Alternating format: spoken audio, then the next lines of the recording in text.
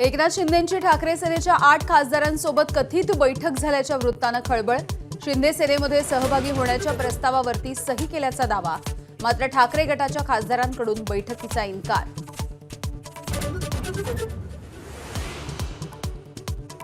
उभा चिरला तरी उद्धव ठाकरेंची साथ सोडणार नाही, अरविंद सावंत यांनी शिंदेंसोबतच्या बैठकीचा कडाडून निषेध आणि इन्कार केला।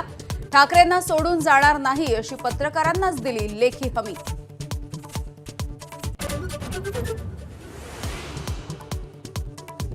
शिंदे पुत्रांनी फेटाळलं ठाकरेंसोबतच्या बैठकीचं वृत्त, बातमी निराधार, खोडसाळ आणि गैरसमज निर्माण करणारी असं शिंदेंचं स्पष्टीकरण। 1-1.5 वर्षांपासून अफवा पसरवल्या जात आहेत असाही आरोप।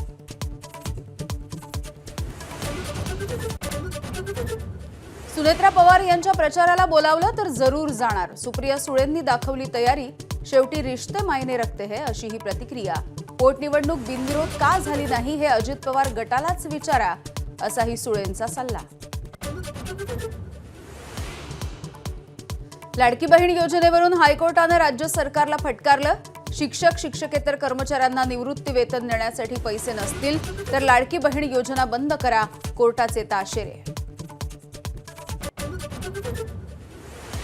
नाशिकमधल्या कंपनीत लैंगिक अत्याचार आणि धर्मांतराचा प्रयत्न केल्याप्रकरणी भाजयुमोचं आंदोलन, पोलीस उपायुक्त मोनिका राऊत कंपनीत, भाजप पदाधिकारी आणि कंपनी प्रशासनासोबत चर्चा होणार।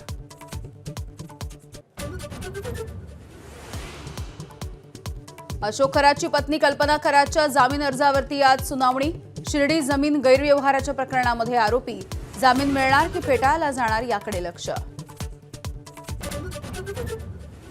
अलाहाबाद हायकोर्टाचे न्यायाधीश यशवंत वर्मा यांचा राजीनामा, शर्मांच्या दिल्लीमधल्या घराच्या आगीवेळी सापडली होती बेहिशेबी रक्कम, वर्मांविरोधात महाभियोग चालवला जाण्याची शक्यता।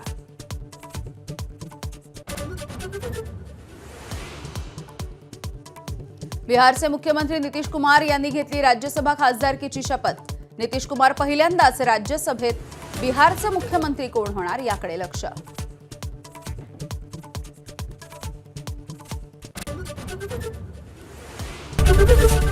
एबीपी माझा, उघडा डोळे बघा नीट।